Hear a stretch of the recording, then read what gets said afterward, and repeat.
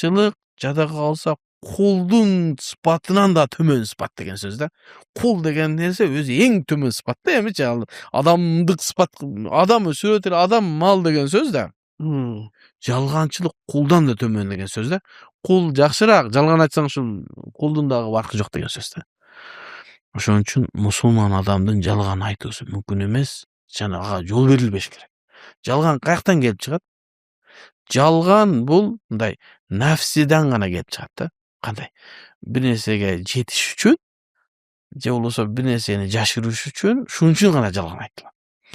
Ал эми жаныңды сактап калыш үчүн айтылган жалган этибар калмайт шариятыбызда.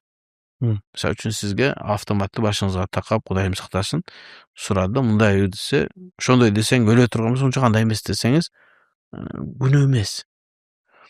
Эки адамдын башын бириктириш үчүн жалган айтылса күнөө эмес, себеби ал нафсинин аркасында ээрчилген эмес да, бир жакшылык максат кылынган.